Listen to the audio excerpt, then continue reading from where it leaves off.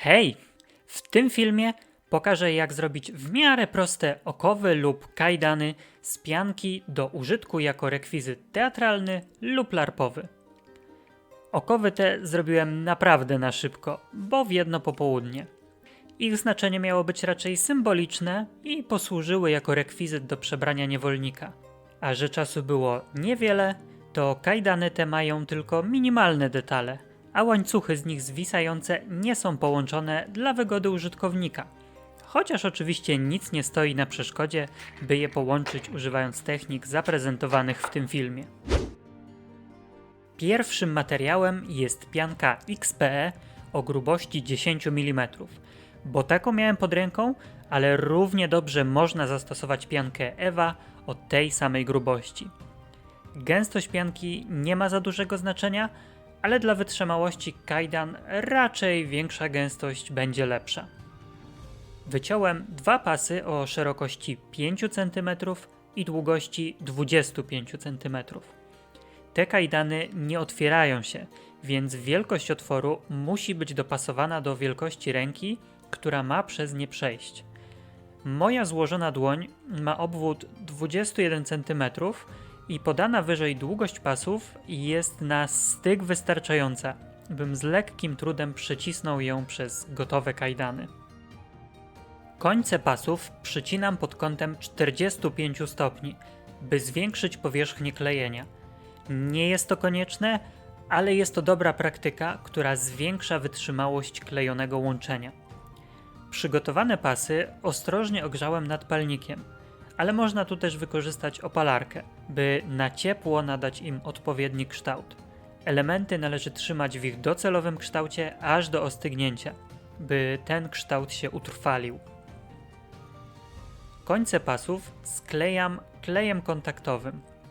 Po nałożeniu kleju i odczekaniu tyle, ile zaleca na opakowaniu producent, klejone powierzchnie należy mocno docisnąć do siebie.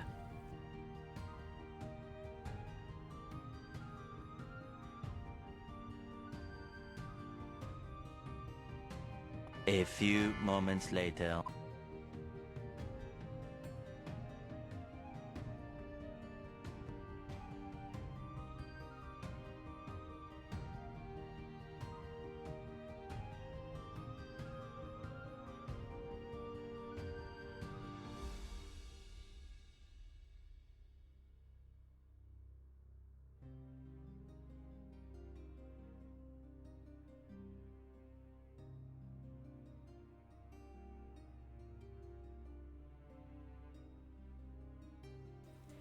Z pianki o grubości 5 mm wyciąłem pas o szerokości 1,5 cm. Odcinam kawałek o długości 2 cm, który nakleję w poprzek miejsca klejenia głównego elementu. Będzie to podstawą dalszej dekoracji, a jednocześnie wzmocni cały element.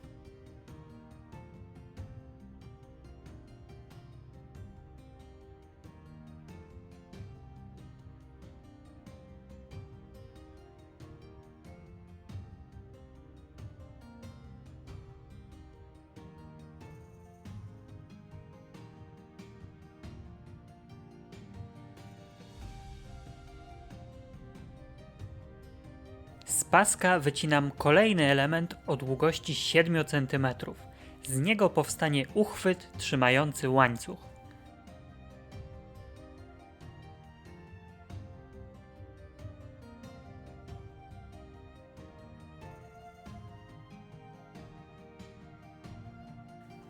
Praktycznie wszystkie krawędzie zaokrąglam z pomocą mini szlifierki. Ten etap nie jest konieczny, ale poprawia wygląd naszego rekwizytu.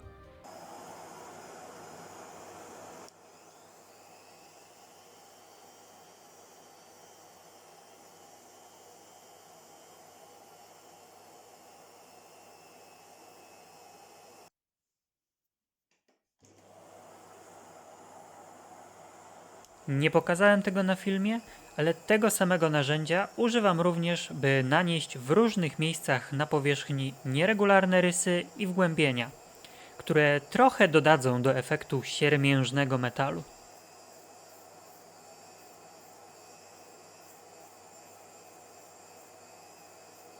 Po bokach uchwytu dodałem jeszcze 1 cm wstawki wycięte z tego samego paska pianki co wcześniej.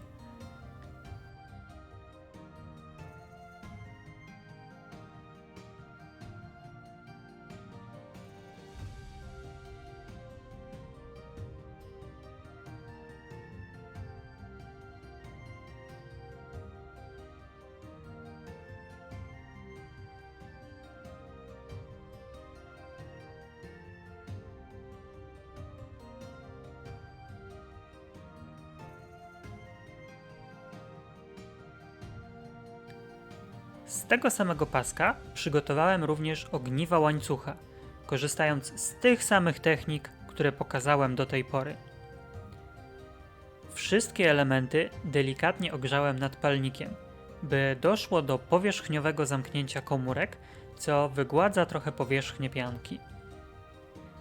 Wszystkie elementy maluję przynajmniej 2 warstwami czarnego plastidipu. Oczywiście czekając na wyschnięcie jednej warstwy przed nałożeniem kolejnej. Ten, którego ja używam na filmie, jest już w formie rozcieńczonej, więc można go stosować prosto z puszki, a w opisie podaję link, w którym możecie znaleźć co to za typ plastidipu i ewentualnie tam go kupić.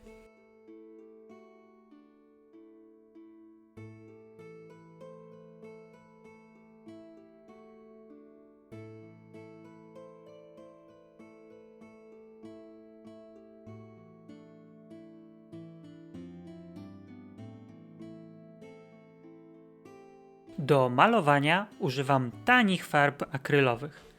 Zaczynam od 2 warstw farby srebrnej zmieszanej z czarną.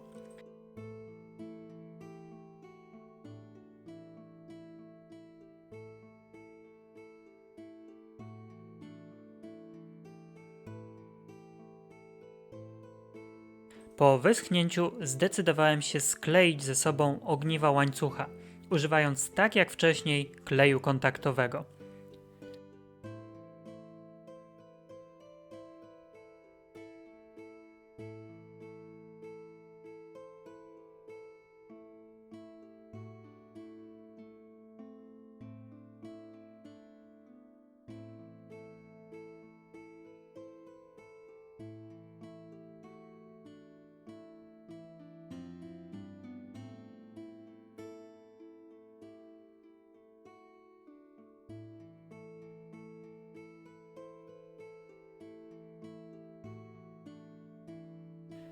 Kontynuuję malowanie, używając tej samej farby srebrnej z dodatkiem czarnej, ale teraz z większą przewagą srebrnej, by rozjaśnić wszystkie krawędzie. Nie robię tego jakoś super dokładnie.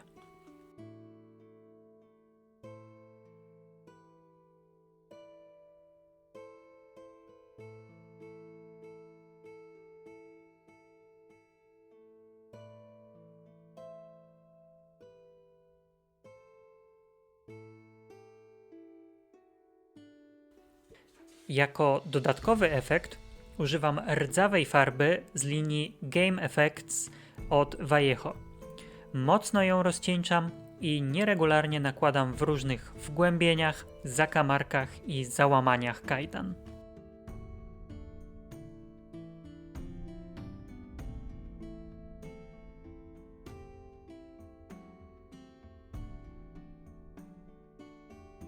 Na koniec już prawie że czystą farbą srebrną rozjaśniam same krawędzie. Do zabezpieczenia farb przed zbyt szybkim wytarciem zastosowałem matowy sealer od Flexi Paints. Producent zaleca nałożenie 2 do 3 warstw. Ja zastosowałem 3. Po wyschnięciu kajdany nadają się już do użytku. Tak jak krótko wspomniałem na początku, te kajdany zrobiłem od zera w jedno niedzielne popołudnie.